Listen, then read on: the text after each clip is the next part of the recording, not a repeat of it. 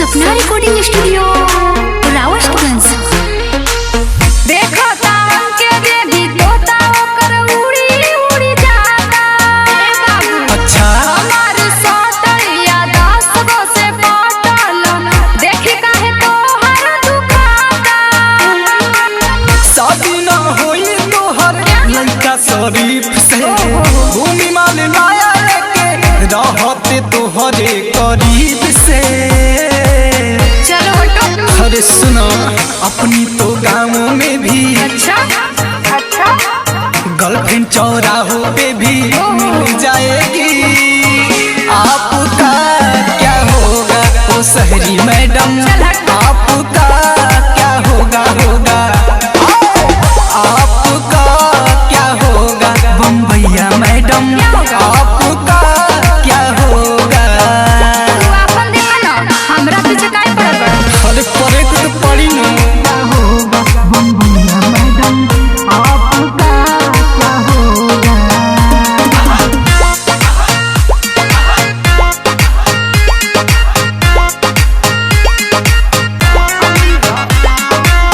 रोज चूसता उठल लिया, गोरा काला चाहे हो नहीं पलिया।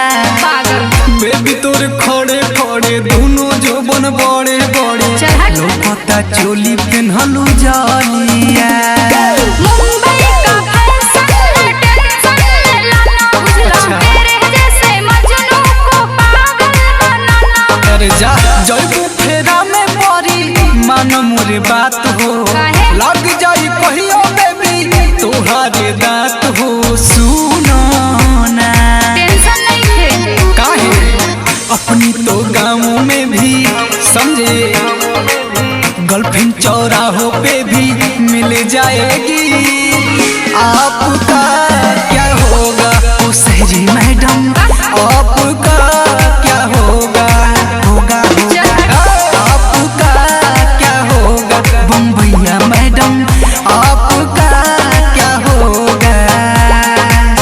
समझ में आई आपका क्या होगा बम्बैया मैडम, आपका क्या होगा।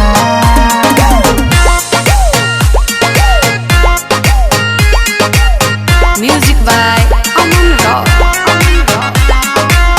फलता कमर की साइज हो, कोयला से रोज कम्प्रोमाइज हो। चल हट। अनुस्वाहा साथे श्रीदेव के लगलू हाथे मिनी फ्रंट पहना जाइब हो। नया नहीं बहुत खेले बनी खेला। अच्छा डर नहीं बाटे रे खातिर रेला बुझला। विजय सने ही के तू फिर बोलाइबू, वादा बा तोहरा से तू पसताइबू कहियो। समझ लो अपनी तो गाँव में भी गर्लफ्रेंड चौराहों पे भी मिल जाएगी।